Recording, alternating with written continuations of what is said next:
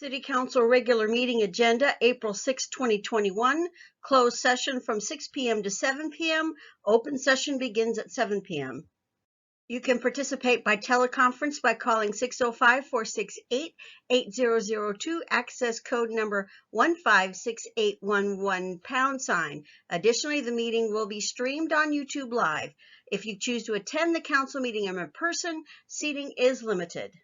Under closed session, anticipated litigation, Government Code Section 54956.9 D2, one case. I looked that code up and this is what it says. For purposes of this section, litigation shall be considered pending when any one of the following circumstances exist. And D2 is a point has been reached where, in the opinion of the legislative body of the local agency on the advice of its legal counsel, based on existing facts and circumstances, there is a significant exposure to litigation against the local agency. After the call to order and such, the first award presentation and proclamation will be a presentation by Vanessa Portillo, Finance Director, City of Livingston, on some energy proposals. She'll be talking about proposals submitted by 3 different companies. After that will be 4 more presentations. A renewable energy proposal presentation, a utility rate study update presentation, the Livingston Cachorro Soccer Club presentation, and a Witten Parkway Road and gas station proposal presentation. After those 5 presentations, it will be time for the announcements and reports.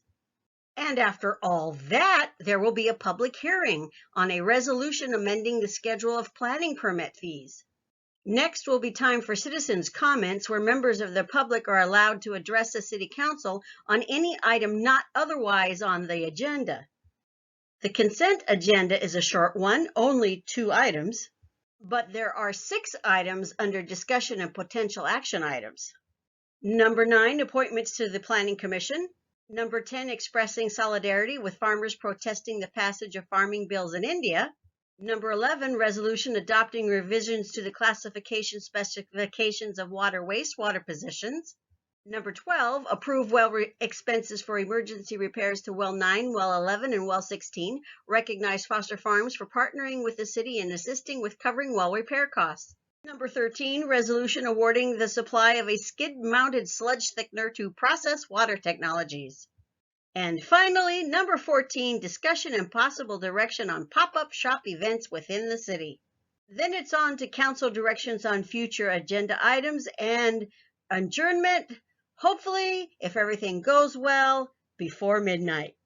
Before we wrap up, a couple of things from the draft utility rate study update. First is a slide about combined bill impacts with no COVID relief funding, and another about combined bill impacts with COVID relief funding, but no solar at the wastewater treatment plant. I don't know about you, but I'm kind of wondering about how many council members are going to show up for this one and stick it out all the way through, because it looks like it's going to be a long night.